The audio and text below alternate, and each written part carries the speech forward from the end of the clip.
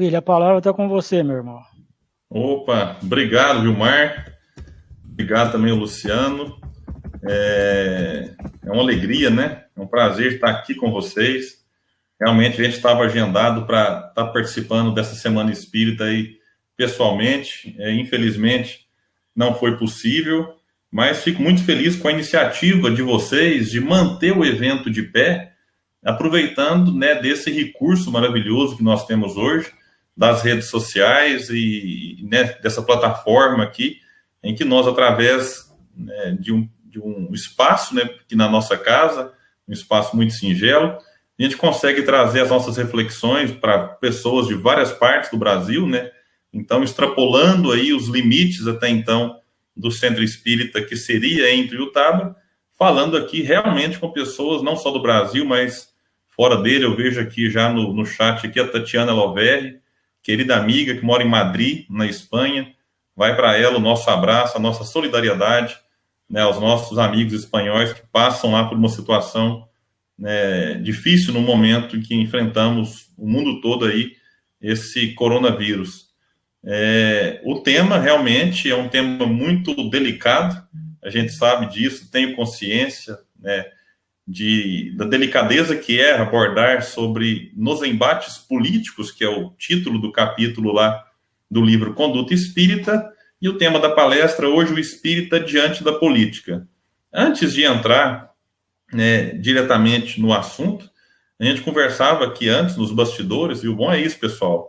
Esse programa aqui permite a gente bater um papo antes também de começar, a trocar alguma ideia, de como o Valdo Vieira, né, foi feliz, né, ao lado de André Luiz, nos trazendo esse livro, que não é de nenhuma forma imposição para que a gente siga este ou aquele modelo, mas são orientações vindas de um espírito que tinha boas intenções e cabe a cada um de nós avaliar, analisar e colocar em prática se assim a gente achar que pode ser interessante, que pode nos ajudar. O tema em específico gerou em mim mesmo um certo receio, né? Quando o Nicola me convidou, que é um amigo que eu aproveito para mandar um abraço, ele também está aqui acompanhando essa transmissão, eu confesso que o primeiro impulso foi eu aceito, né? Eu aceitei o convite, mas depois eu me coloquei a pensar, meu Deus do céu, esse tema é muito, mas muito complicado, não pelo tema em si, porque o tema é extremamente belo, né? A maneira como André Luiz coloca, através da psicografia de Valdo Vieira, facilita o nosso caminho. Mas eu digo que o tema é difícil pela dificuldade que nós temos na sociedade atual, isso não é de agora, mas já vem há algum tempo assim, de falar sobre a nossa postura diante da política. E a gente percebe que isso tem se tornado quase um tabu em muitos aspectos, em que as pessoas, pela dificuldade de se falar sobre, elas preferem não falar nada. Isso graças também à polarização que nós vivemos, em que vivemos quase que um fla-flu, né, em que nos comportamos muitas vezes, sim, como torcidas de futebol, e aí perdemos muitas vezes a razão, perdemos muitas vezes o equilíbrio, o bom senso, e passamos a torcer, né, de uma maneira em que se despreza um pouco o respeito, né? A gente percebe muito isso nas redes sociais. Está quase impossível compartilhar algo inteligente sobre política, porque logo em seguida, né, alguns apaixonados, ou talvez até a gente mesmo, acaba no calor da emoção, perdendo um pouco o equilíbrio mesmo, e descendo a discussão para um nível que não agrega, que não ajuda, e às vezes a gente perde muito tempo, perde energia, né, de um assunto enriquecedor que deveria, de certa forma, sim, chamar a atenção de todos nós, e a gente acaba indo e nos permitindo ser dominados por aquilo que Kardec vem chamar a nossa atenção, pela paixão, né? E aí a gente é dominado por ela, e a nossa capacidade de discernir o que é correto, o que é incorreto, o que é certo, o que é errado, ela diminui, porque a gente se sente dominado por ela, e muitas vezes dominado pelo ódio. Quando a gente observa, e aí por isso que eu achei interessante, né, a abordagem desse tema, você observa a nossa conduta, já em algumas eleições, muitos de nós estamos votando não mais em um projeto, não mais pensando no bem-estar comum, que é talvez o papel da política, mas estamos muitas vezes votando pelo ódio daquele que eu não quero que esteja na posição em que ele pleiteia. Muitas vezes atuamos, né, nesse campo da política. Quando eu falo atuamos, não é como candidato, eu falo como eleitor mesmo. Atuamos e votamos pela negação do que o outro pode representar ou representa, e não pela afirmação de um projeto em que eu analiso, em que eu vejo, em que eu leio, em que eu escuto, em que eu assisto. Então, essa negação e esse ódio que muitas vezes nos movimenta, ele tem feito muito mal, né? Como o Haroldo Dutra Dias disse numa live recente sobre transição planetária no canal da FEB, que eu convido a todos que assistam também, ele falou que esse ódio, ele não tem feito bem. E não tem feito bem, eu não quero que nem entrar se ele tem feito bem ou não, né, nas consequências políticas, porque essa avaliação, eu não quero fazê-la hoje, isso aí cada um avalia como é que tem enxergado as consequências, né, dessas nossas posturas já há alguns anos, mas ele tem feito muito mal nas relações pessoais. Né? Qual família que não teve nos últimos anos algum tipo de atrito, algum tipo de discordância até que pode ter e faz parte ter, mas qual família não teve algum tipo de desavença, algum tipo de atrito mais delicado, ou algum tipo de afastamento, algum tipo de afrouxamento dos laços de família por conta de eleição? Qual grupo de WhatsApp passou ileso das últimas eleições sem que alguém tenha optado, e é um direito que cabe à pessoa realmente, de abandonar aquele grupo em nome, muitas vezes, né, de uma paz interior, por suporta ver, né, a mistura, muitas vezes, de religião, política, de assuntos familiares com política. Então, é interessante observar que esse ódio, que muitas vezes é até incentivado por quem está na vida pública, ele tem feito muito mal a todos nós, inclusive emocionalmente. Às vezes adoecemos emocionalmente por não sabermos nos comportar diante da política ou diante de situações embaraçosas. Então a gente percebe que em alguns casos, né, isso tem tornado-se violento, não apenas nas redes sociais, mas pessoas matando, pessoas morrendo, pessoas sendo espancadas por conta da sua opinião ou por conta da sua tendência, do seu gosto político partidário. E a gente agora, enquanto espírita, a palestra é isso, é o espírita diante da política, tem que avaliar isso tudo. Avaliar a própria conduta, o próprio comportamento diante dessas situações mais desafiadoras, porque diante de comportamentos equivocados e excessivos, um movimento até comum, e é compreensível que assim seja, mas isso não serve justificativa, é o afastamento total de tudo aquilo que está envolvido com política. Eu repito, não quer dizer que você precisa se candidatar para demonstrar interesse pela política. Mas o assunto política em si, ele tem se desgastado de tal forma que muitas pessoas inteligentes, inclusive, elas têm preferido se isolar e deixar política de lado, totalmente de lado. Não quer se informar, não quer ler a respeito, não quer assistir, né, entrevistas, comentários, debates a respeito.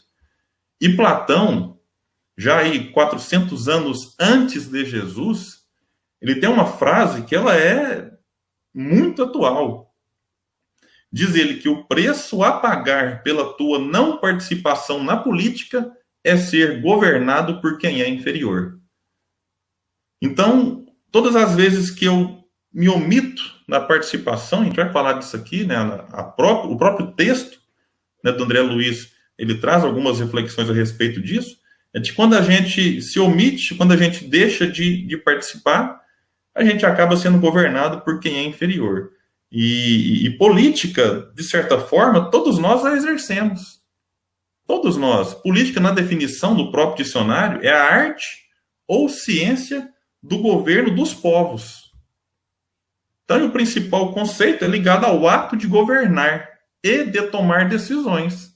Então, para a gente entender o que acontece, vamos dizer assim, no ambiente macro, no ambiente maior, a gente pode enxergar isso na nossa casa, no lar, em que os indivíduos que moram nele são convidados a tomar decisões. E essas decisões, elas não podem ser arbitrárias, em que um decide e todos obedecem. Então, no próprio ambiente doméstico, a gente faz política. Poxa, hoje aqui na minha casa teve. É claro que aqui em casa o assunto política faz parte também do almoço, do jantar, a gente troca ideias sobre. Eu tenho uma filha de 8 anos e um filho de 16, e eles cresceram a gente falando sobre política. Mas hoje teve um gesto político na nossa casa. Porque ontem, por exemplo, né, o cardápio do almoço e da janta atendeu ao pedido de um filho. Aí hoje foi o pedido de outro filho. E na hora do almoço eu tive que pedir o direito, né, meu direito de decisão de voto, né, de pedir algo. Aí eu falei, olha, tem como, né, ter um espaço para que o meu desejo seja atendido? Porque eu não sei cozinhar nada, mal sei fritar um ovo. Não sei nem se eu sei fritar um ovo, na verdade. Então eu pedi para minha esposa, que é a chefe de cozinha aqui em casa, olha, tem como você fazer uma coisinha assim, né? Aí ela, mas será que tem aqui? A gente não está saindo fazer compra só uma vez por semana, nem sai, né? Pede pela internet. Então, enfim, o que teve aqui hoje, numa pequena escala, é o que se tem em larga escala, em ambientes maiores, mais plurais, em que desejos, em que necessidades são atendidas, em que um indivíduo ou vários indivíduos, eles atuam, né, para o bem comum. E é natural que, às vezes, amanhã, aquilo que eu gostaria que fosse o cardápio não seja. Por quê? Porque, às vezes, não tem aqui em casa o que eu pedi. E não tem como comprar. E aí eu vou ter que dialogar, vou ter que conversar. Então, é uma maneira simplória demais para dizer que no macro, no ambiente maior, essas coisas acontecem. Em que pessoas são designadas, e no nosso caso, uma democracia, pessoas são eleitas, né, de tempos em tempos para atender o anseio do povo. Porque o conceito de democracia é isso, é um sistema político em que os cidadãos elegem os seus dirigentes por meio de eleições periódicas. Então é um regime que pode ter as suas falhas, sim, pode ter, mas como foi nos dizer aí o ex-primeiro-ministro do Reino Unido, Winston Churchill, ele disse que a democracia é a pior forma de governo, com exceção de todas as outras. Então, não existe nenhum sistema político melhor do que a democracia. Então, enquanto não se inventa nada melhor, a gente usa o que tem. Em que, vez ou outra, indivíduos entram, né, no comando, saem, né, de tempos em tempos, quando tem eleição, algum indivíduo entra porque o outro saiu, ou se ele se reelege, ou ele pode sair antes, através de um processo de impeachment, ou quando ele é interditado por problemas mentais, ou quando ele sofre, quando ele pede, né, a renúncia, que é um ato pessoal, ou num cargo legislativo, quando ele é cassado, ele comete crimes, ele tem o seu mandato cassado. Então, enfim, são algumas formas que a gente tem de fazer essas trocas constantes daqueles que decidem o nosso destino. E essa decisão, num processo democrático, em que nós temos aí aqueles que nós elegemos, que são os deputados, que ali trabalham naquilo que nós chamamos de a Casa do Povo, esses indivíduos, eles têm uma oportunidade ali, necessitam do diálogo, né? Algo valoroso que a democracia tem, que é a possibilidade de dialogar. Dialogar para chegar a uma forma em que mais pessoas sejam atendidas, mais pessoas sejam beneficiadas, em que aquilo que o povo anseia, aquilo que o povo quer, seja transformado em leis, né, e depois vai lá para o veto do presidente, ou algum projeto do presidente que pode, que é votado depois, é emendado, é reformado, enfim, em que um projeto que parte da cabeça de um indivíduo ou de um coletivo, através do diálogo, ele é melhorado, aprimorado, para que ele fique o melhor possível. Perfeito não vai ter, né, como vai nos dizer, né, a doutrina espírita, né, que nós vivemos um mundo de provas e expiações. Portanto, faz parte deste mundo indivíduos imperfeitos, indivíduos imperfeitos, é impossível, né, que se chegue a uma coisa perfeita. Por isso que várias leis elas são modificadas com o tempo, na medida em que a gente testa uma forma e aquele teste dá errado, a gente percebe, opa, então eu preciso reformar isso aqui. Ou aquele teste deu certo por um tempo e depois não serve mais, a gente tem que modificar. Um legislador muito conhecido foi Moisés, por exemplo. Moisés era um homem que fazia as leis ali, fez 613 leis humanas, passageiras, importantes para aquele momento, mas que com o passar do tempo, a gente percebe que ainda hoje as leis de Moisés, várias delas são impraticáveis. Uma em especial, por exemplo, foi reformada ou modificada por Jesus, que é quando Moisés, em Deuteronômio, estabelece que não podia, então, consultar os mortos, dialogar com os mortos. Por que Moisés fez isso naquela ocasião? Porque indivíduos faziam mau uso do intercâmbio com os mortos, dessa comunicação com aqueles que já partiram. Então, Moisés, de maneira correta, ele então estabelece ali a proibição, com uma pena dura para aquele que infringisse a lei. Agora, isso vale até hoje? Não, não vale, porque era uma lei para o momento, para aquela ocasião, que Jesus modificou. No alto do Monte Tabor, ele vai dialogar com o próprio Moisés, é extremamente simbólico. Quer dizer, aquele que proibiu a conversa com os mortos vem, depois de morto, conversar com Jesus, ao lado de Elias. E foi um diálogo tão real que Simão Pedro, vendo aquela cena, ele fala, mestre, quer que eu monte aqui 3 tendas, 3 barracas? Poxa, alguém chega a dizer assim, não, ali eram vultos. Mas alguém em sã consciência propõe construir tendas, construir uma barraca para vulto? Não faz sentido. Então, ali estava realmente materializado, podemos afirmar, Moisés e Elias, e Jesus dialogando com esses mortos. Então, é só um exemplo de como leis elas acabam sofrendo mudança com o passar do tempo. E esse diálogo, tão importante em todas as épocas, tanto que Paulo de Tarso, numa carta, né, que está lá na Epístola aos Efésios, ele chega a dizer, não saia da vossa boca nenhuma palavra torpe, e sim, unicamente a que for boa para edificação. Então, olha, Paulo chama a atenção para a importância, né, do que nós falamos. Eu posso acrescentar, não apenas o que falamos, mas como falamos. Porque às vezes eu falo a coisa certa da forma errada. E isso tem um impacto na vida das pessoas. Naquilo que eu falo pode impactar um outro, naquilo que um político fala pode me impactar. E a fala, de uma maneira geral, o verbo, tão valorizado por Jesus, que não escreveu nada, por exemplo, a não ser aquelas instruções na areia para a mulher adúltera, na verdade, para aqueles que estavam apedrejando aquela mulher, Jesus só falou. Sócrates só disse. Sócrates também não escreveu. Né? Vários povos antigos, como por exemplo os druidas, repassavam os seus ensinos somente através da forma oral e não da forma escrita. E hoje nós observamos como a fala é muito mal utilizada. E aqui eu não faço distinção de partido, de político, mas de uma maneira geral, a gente precisa entender que às vezes nós, diante da política, também fazemos o uso equivocado da fala. Às vezes falamos o que não deveríamos ou falamos de maneira errada, né, da forma equivocada, uma mensagem que, em princípio, era boa, mas a colocamos de uma maneira estrambelhada e ferimos o outro. Ferimos um familiar, ferimos um amigo. E aí percebemos que, no fundo, talvez, a intenção até era boa, mas colocada de uma forma equivocada. E isso gera feridas, gera cicatrizes, que podem levar tempo para que isso seja curado.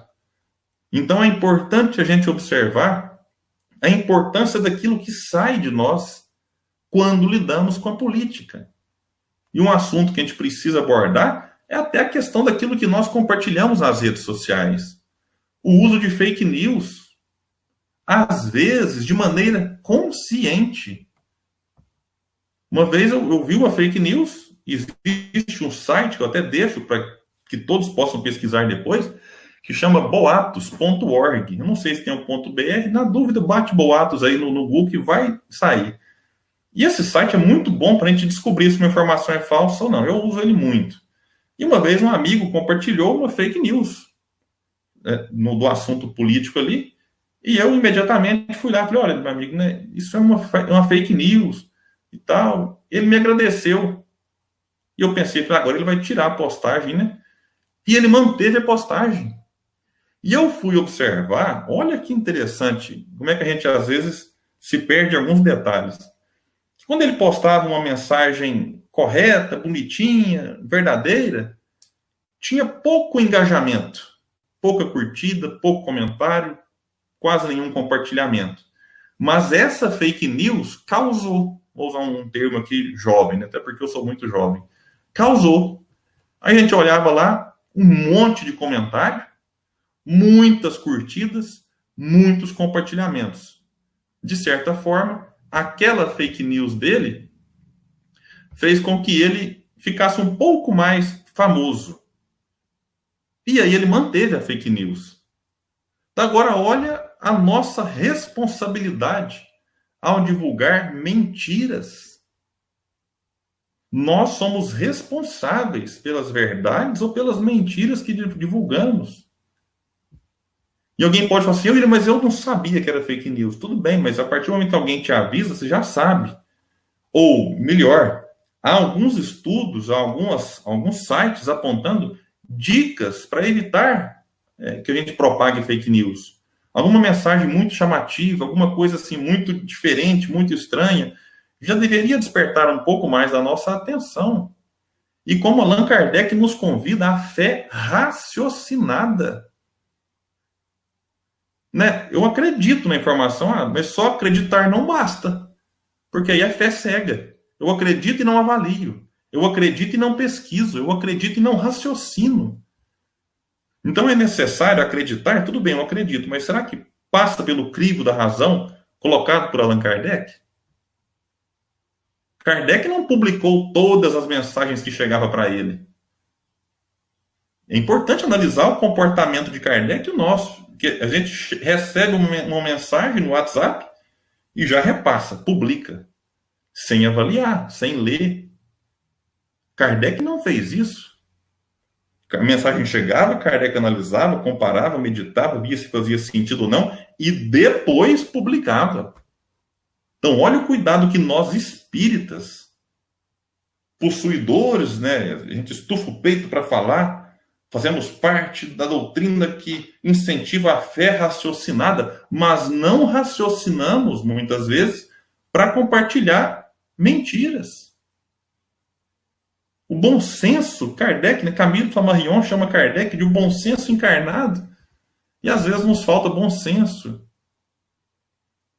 E alguém pode estar pensando assim, mas por que eu devo me interessar por política?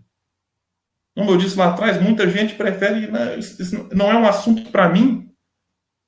Bom, porque todos nós, o Sandro Clive tem uma palestra, está no YouTube, o Espírita e a Política também, bem interessante.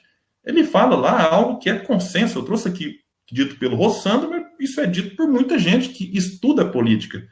Todos vivemos num ambiente político. Ela define muita coisa na nossa vida, para não dizer tudo. Define a educação, saúde, segurança, economia, com quantos anos eu vou me aposentar. Define até a questão de bem-estar, de lazer, enfim. Muitas e muitas coisas são definidas por ações políticas. E algo mais grave, ações políticas podem determinar situações dramáticas de fome para muita gente. Então a gente precisa se interessar pelo assunto, porque a gente está sendo influenciado o tempo todo. Se eu saio na rua e paro para abastecer, política. Se eu vou trocar o pneu do meu carro, tem política, porque tem imposto vinculado, e quem define o imposto é um político.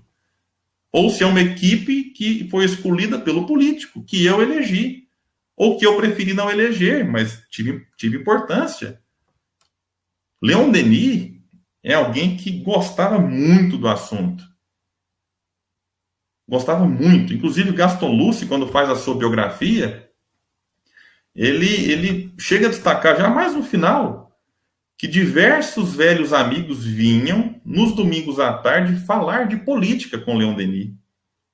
Os boatos de fora, os mexericos da cidade e o noticiário banal morriam na porta de sua casa. Todavia, interessava-se vivamente pelos acontecimentos mundiais e pelos grandes debates parlamentares. Então, o assunto política mexia muito com Leon Denis, que tinha interesse vivo no assunto e trocava ideia, conversava a respeito. Então, a gente precisa se interessar, até para na hora que for votar, não votar por egoísmo, por interesse pessoal. Né? Quantas pessoas antigamente votavam, dizia isso, eu não cheguei a presenciar, porque o candidato dava um pé do sapato e dizia, olha, se eu ganhar, eu te dou o outro. E a pessoa pensava, para ganhar um pé do outro sapato, eu topo votar nele, mesmo que esse candidato seja o pior de todos. E a pessoa votava e depois se arrependia, porque aquele pé de sapato custaria muito mais caro, com más atitudes, com más ações colocadas por aquele que ela ajudou a eleger. E assim, de várias formas, os famosos R$50, em que candidatos contratam pessoas que por R$50 aceitam votar. Eu digo que esses R$50, perto do que esse candidato desonesto, irresponsável, corrupto vai fazer, ele primeiro que é um crime, né, isso. Mas R$50 entre aspas, não tem valor o voto, mas é muito pouco perto da tragédia que um candidato como esse, que se propõe a isso, fará. Ou quando nós aceitamos votar ou apoiar um candidato por interesse num cargo que ele promete para mim ou para alguém da minha família. Ou porque o candidato é da minha profissão e se ele ganhar, ele vai atender aos meus anseios. Mas e os anseios coletivos? E os anseios dos mais pobres? Porque dificilmente algum candidato pobre consegue, porque envolve muito dinheiro, né, em campanha. Claro que as regras estão se modificando, mas o problema é esse, né? É que às vezes eu estou votando para atender os meus caprichos, os meus interesses, as minhas necessidades, e enquanto espírita diante da política, eu não penso no coletivo, egoísmo, colocado pelos espíritos para Allan Kardec como sendo, né, esse que trava o progresso, que dificulta o progresso da humanidade. E já entrando, então, no livro Conduta Espírita, André Luiz vai trazer, através da psicografia, repito, de Valdo Vieira, né, a primeira orientação dele, situar em posição clara e definida as aspirações sociais e os ideais espíritas cristãos, sem confundir os interesses de César, ou seja, os interesses do mundo, com os deveres para com o Senhor. Só o espírito possui eternidade. Então, quando o André Luiz propõe que não confundir os interesses, é porque essa mistura religião-política tem feito muito mal. Não quer dizer que eu, gostando da religião A ou B, não devo agora gostar de política. Não é isso. Mas é não misturar as coisas. Ao longo da história, a política vinculada à religião fez muito mal, provocou muitas mortes, provocou guerras, tragédias, assassinatos em massa. Então a gente tem que tomar muito cuidado, para mesmo que em menor escala, não fazer essas misturas, que são perniciosas. Antigamente, e ainda são hoje. Continua André Luiz dizendo, na lição do livro Conduta Espírita, ele então orienta, ele não impõe, a gente aceita se quiser. Distanciar-se do partidarismo extremado. Paixão em campo, sombra em torno. E Aristóteles já dizia na sua época, os extremos são vícios.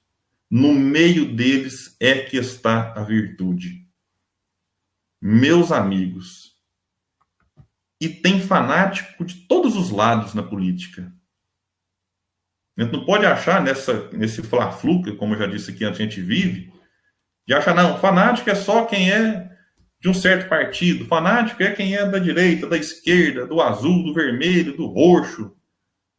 Quem vota nesse é fanático. Tem fanático, e o fanático, aquele que se coloca na posição extremada, ele é complicado, porque ele não está disposto, aquilo que eu falei antes, ao diálogo, a aceitar que ele pode estar errado. E muitas vezes esse próprio fanatismo ele é incentivado por atitudes populistas, por decisões populistas, às vezes por gestos, né, simbólicos, que a gente vai criando no indivíduo uma falsa ideia de santo, de Deus, em que a gente vai idolatrando um indivíduo falível a tal ponto de acreditar em tudo que ele diz, sem, mais uma vez lembrando Kardec, passar pelo crivo da razão. Então, se o político que eu endeuso, que eu, né, coloco numa condição de santo na Terra, mesmo que ele esteja longe disso, se ele fala que 2 mais 2 é 5, e alguém chega e fala, não, deixa eu te falar, 2 mais 2 é 4. Mas esse que acha que é 5, ele está de tal modo num campo aqui extremado, numa posição armada, que ele vai refutar a ideia de que 2 mais 2 é 4.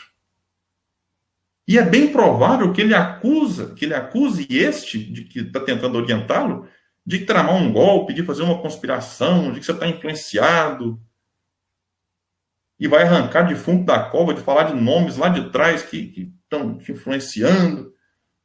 Quer dizer, é a incapacidade de fazer uma análise crítica do ato, mesmo daquele de quem eu votei. Poxa, não é porque eu votei no indivíduo, né, enquanto espírita, enquanto eleitor, que eu preciso aprovar tudo que ele faz.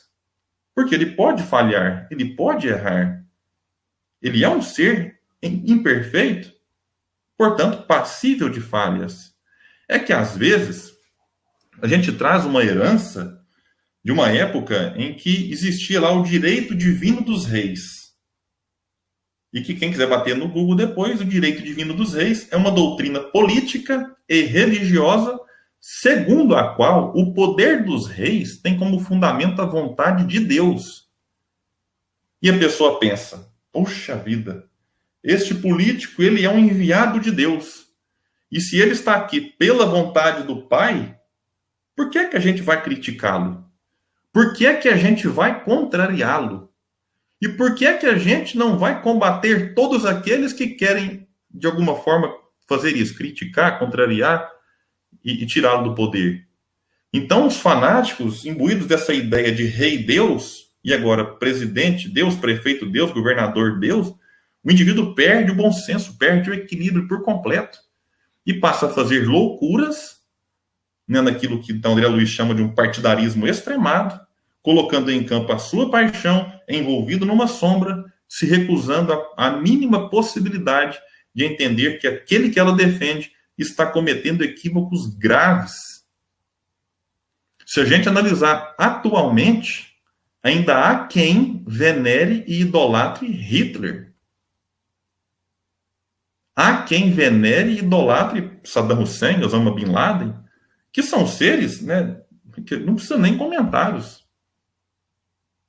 Então é necessário a gente observar, porque às vezes esse comportamento extremado faz com que a gente abra mão até de princípios doutrinários, até de princípios cristãos, em que a gente deixa Jesus de lado, deixa Allan Kardec de lado, para aceitar uma ideia porque o político de estimação que eu defendo, defende. E a gente vai ver defesas das mais absurdas. E a relativização. Por exemplo, pena de morte. Não, realmente, Moisés colocou não matarás, Jesus também pregou o perdão, independente da situação. A doutrina espírita fala que todos temos o direito da vida e que não cabe ninguém tirá-la. Mas aí a gente começa a relativizar. Ah, não, mas e se o outro for bandido? Ah, mas e se o outro cometeu um crime hediondo? Ah, mas e se o outro tivesse feito isso com seu filho, com a sua mãe, com seu pai? Você também não ia defender? A gente parte para os sofismas. Então é mais fácil admitir, olha, intimamente eu A pessoa pode dizer. Eu até gostaria, né, de que existisse pena de morte, mas eu preciso ficar com Jesus e Kardec e admitir que o erro está em mim e naquele que eu defendo e que esteja eventualmente defendendo esse tipo de crime. Assim como para vários outros crimes contra a própria vida, como tortura, aborto. A pessoa, às vezes, por conta de idolatrar um político ou um partido político, ela simplesmente esquece que Kardec colocou para nós, né, que desde a concepção ali já há uma vida. Então é necessário a gente ter um pouco de equilíbrio, de bom senso, porque a gente às vezes se perde em conceitos doutrinários básicos para defender seres falíveis. Então a gente precisa estudar muito essas questões, né? Por isso que o assunto político ele acaba sendo necessário, né, em todos os momentos, em todas as épocas. Continua André Luiz, através da psicografia de Valdo Vieira, quando ele vai dizer aqui que em nenhuma oportunidade transformar a tribuna espírita em palanque de propaganda política. Nem mesmo, olha a justificativa, né, com sutilezas comovedoras em nome da caridade. E conclui dizendo, o despistamento favorece a dominação do mal. A tribuna espírita não pode servir de palanque. Como eu já disse, não se deve misturar política e religião. E aqui eu posso ampliar.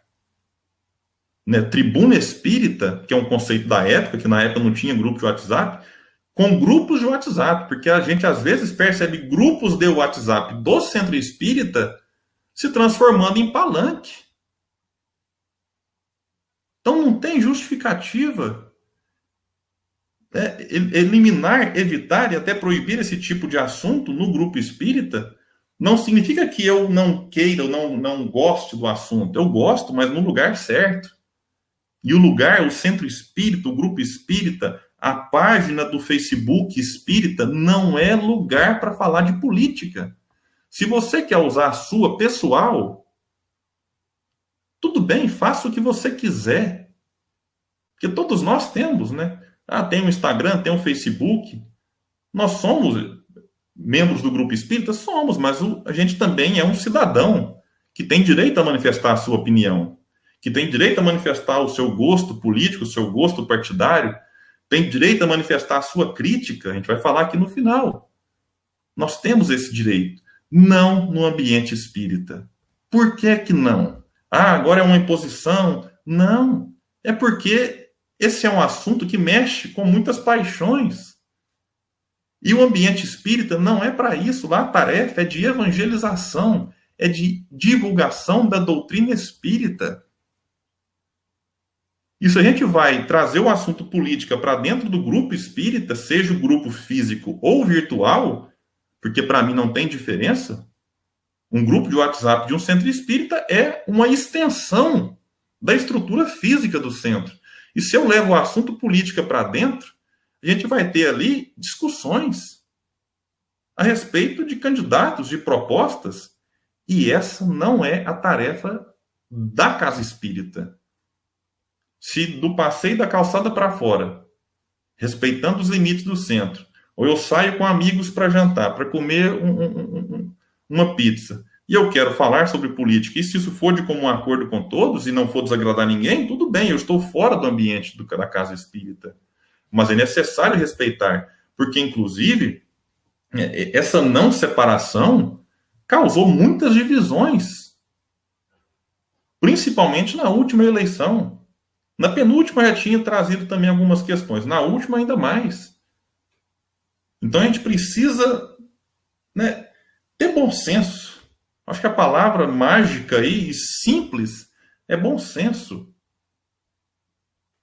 Né? Então a gente pode até, o indivíduo que quiser, se candidatar. Porque às vezes fala assim, não transformar a tribuna espírita.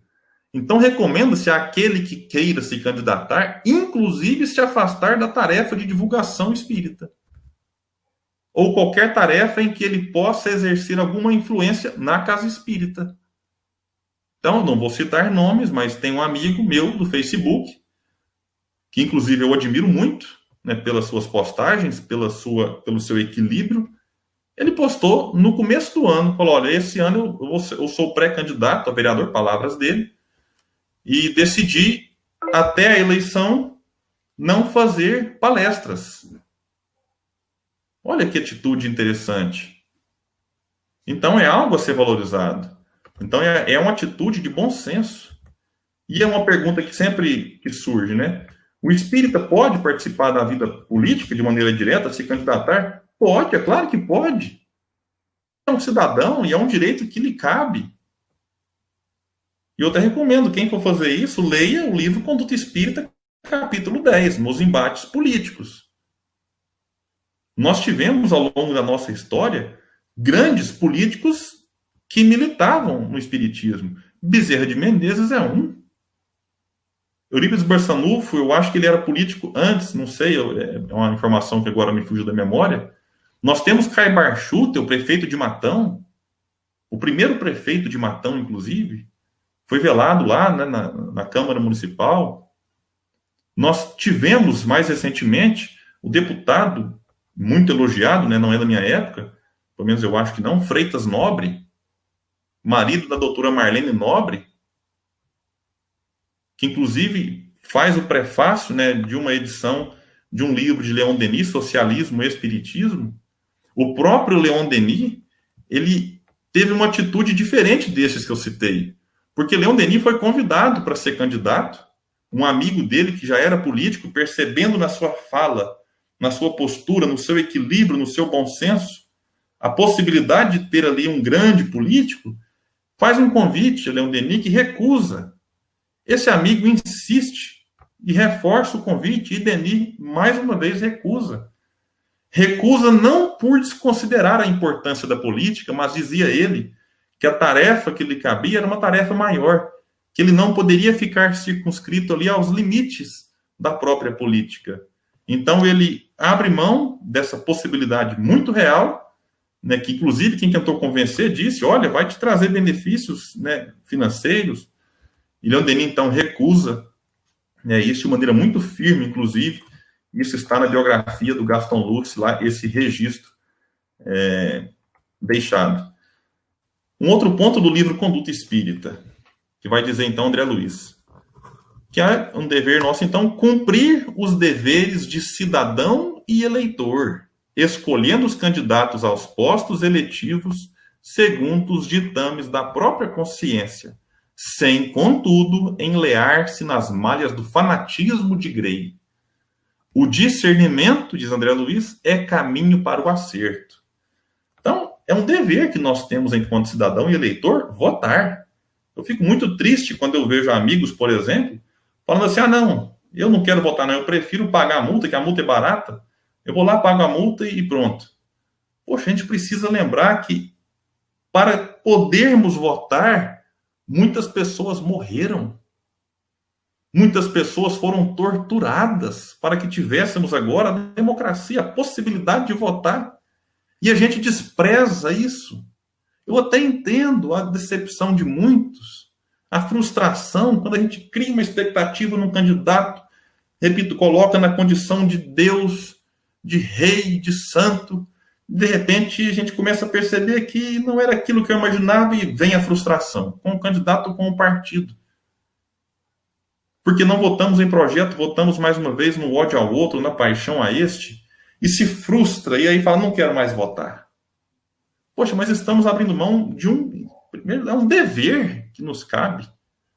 É claro que aqueles que estão numa idade acima, eles estão isentos deste compromisso, mas ainda assim é tão bonito. Eu já vi várias imagens, por exemplo, de pessoas idosas com dificuldade, né, se deslocando para ir até uma cabine e deixar ali o registro, porque o voto ele é igual, não tem distinção. O voto do rico, o voto do pobre, o voto do homem, da mulher, do homossexual, do heterossexual, do branco, do negro, do índio. Não tem distinção, o voto nos iguala. E a gente precisa, como vai nos dizer aqui André Luiz, cumprir os deveres. Não é um direito de votar, é um dever que a gente tem. Então a gente precisa entender tudo isso, e é com muita tristeza, por exemplo, que a gente vê que em 2018, só no segundo turno, para efeitos de números, para a gente ter noção, 42 milhões de eleitores não votaram, votaram em branco ou anularam um voto. 42 milhões. Olha a importância disso. Olha a importância que a gente tem no voto. Se um percentual desse resolvesse votar, talvez a história seria diferente. Não quero dizer que ela seria melhor ou pior, mas talvez seria diferente. Então, a omissão de muitos recai sobre todos também. Então, não é, eu não quero votar, que eu não quero me responsabilizar. Não votar é uma escolha. E nós seremos responsabilizados por essa escolha. E acaba que o nosso direito de reclamar, ele cai, porque como é que eu vou reclamar de algo que eu não participei? Inclusive, quando eu voto em alguém que perde, que tem pessoa que fala assim, não, mas eu não quero perder meu voto. Poxa, vote de acordo com a tua consciência, como disse ali André Luiz. Se a pessoa que eu votei perdeu, cabe a ela agora cumprir o papel, de quem vai cobrar, de quem vai fiscalizar, de quem vai eventualmente fazer oposição. Os perdedores numa eleição majoritária cumprem um papel fundamental, que é o de cobrar, que é o de se opor. Porque numa democracia, um projeto, raramente ele será aprovado como surgiu. Ele vai ser modificado. E esse é um papel de quem está do lado oposto de quem governa, que é o de apontar falhas, apontar erros, denunciar crimes que vêm ali, às vezes, embutido na lei, denunciar coisas que podem prejudicar, sobretudo, os mais pobres. É um papel que cabe a quem perde. Essa é a beleza da democracia e que a gente precisa valorizá-la cada vez mais, mesmo que os atores que estão nela neste momento não sejam aqueles que nós sonhamos ou desejamos uma sociedade, que nós aí talvez vislumbramos. Continua aqui, André Luiz, já nos encaminhando para o encerramento da palestra. Repelir acordos políticos que, com o empenho da consciência individual, pretestem defender os princípios doutrinários ou aliciar prestígio social para a doutrina em troca de votos ou solidariedade a partidos e candidatos. O espiritismo não pactua com interesses puramente terrenos. Isso aqui é muito importante ressaltar. Repelir acordos políticos a pretexto de defender princípios doutrinários, enfim. Qualquer pessoa, seja ela política ou não, seja um candidato ou não, pode ajudar uma instituição. Mas esta ajuda não pode estar condicionada a apoio da instituição ao político. Não, eu vou doar aqui, mas aí você aparece uma foto aqui, uma foto na porta do centro. Não. Nós não podemos misturar isso. Então, esse tipo de acordo deve ser repelido. A palavra é dura, é firme. Deve ser repelido. Alguém pode pensar, William, mas a instituição está precisando. A ajuda dele vai chegar em tão boa hora. O que custa fazer uma postagem na rede social aqui agradecendo a esse político? Meus amigos, vamos pensar em outras formas. Divulgue nas redes sociais, a instituição está precisando de leite. Mas não aceite doações nesses conchavos que depois podem complicar a reputação da própria instituição e mais. Porque se eu aceito de um, acaba abrindo espaço para de outros. E, de repente, a instituição vira ali um polo de disputa política que não fará bem algum a ela. Então, é necessário a gente ter uma certa firmeza em alguns pontos. Vamos lá aqui para mais uma instrução. A penúltima, de André Luiz: não comerciar com o voto dos companheiros de ideal sobre quem a sua palavra ou cooperação possam exercer alguma influência. A fé nunca será produto para o mercado humano.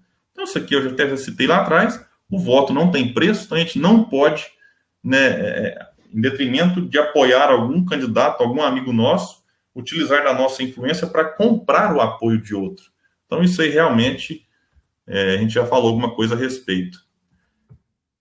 Por nenhum pretexto, condenar aqueles que se acham investidos com responsabilidades administrativas de interesse público, mas sim orar em favor deles, a fim de que se desincumbam satisfatoriamente dos compromissos assumidos. Para que o bem se faça, é preciso que o auxílio da prece se contraponha ao látego da crítica.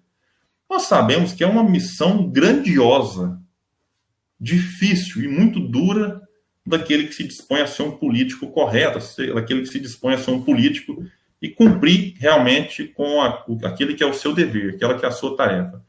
Então, a nossa oração pode sim auxiliar, pode sim fazer uma certa diferença. Então, é importante que a gente, nas nossas preces, sobretudo em momentos graves como esse, coloque esses administradores, né, do bem comum aí, esses administradores de países, cidades, de estados, até dessas organizações como a OMS e outras mais, que têm uma atuação a nível mundial, nas nossas preces, para auxiliá-los a ter um pouco mais de discernimento, de equilíbrio, né, de bom senso, de razão. Então a gente precisa entender, né, dessas graves responsabilidades que eles possuem e que precisam, então, do nosso auxílio. Agora, não podemos, né, em nome, não, eu só vou orar. Aqueles que quiserem fazer críticas construtivas, elas são muito bem-vindas, como eu já deixei claro. Na verdade, agora eu vou falar assim de uma maneira mais geral. Enquanto ser humano, a gente cresce muitas vezes mais com as críticas que nos fazem do que com os elogios. Então, se eu fecho qualquer possibilidade de crítica, eu estou fechando uma oportunidade de melhora pessoal e da melhora do sistema político, da melhora da administração política que aquele indivíduo faz. Então, olha a importância da gente realmente saber utilizar as palavras de uma maneira certa, seja para orar, seja para criticar, mas lembrando Paulo, sempre com a proposta de edificar. E a última frase do capítulo: impedir palestras e discussões de ordem política nas sedes das instituições doutrinárias, não olvidando, não esquecendo que o serviço de evangelização é tarefa essencial. A rigor, não há representantes oficiais do espiritismo em setor algum da política humana. Então, o indivíduo ele pode ser um político e ser espírita, mas fazer essa, como a gente vê hoje, bancada, no Congresso tem bancada da bala, bancada evangélica, bancada ruralista, de repente tem a bancada espírita, não. Pode ter uma bancada de pessoas que são espíritas, mas a doutrina em si não tem representantes, né, oficiais. Então, não existe representante oficial do espiritismo na Assembleia, no Congresso, em lugar nenhum. O indivíduo espírita pode ser, né, um político, mas ele não representa lá a doutrina, ele representa os seus ideais, as suas propostas, porque se a gente admite que ele é representante oficial, daqui a pouco ele pode, por interesses próprios, porque não compreendeu essa mensagem de André Luiz, ou não compreendeu a doutrina, defender coisas contrárias ao espiritismo e alguém apontar e falar, olha,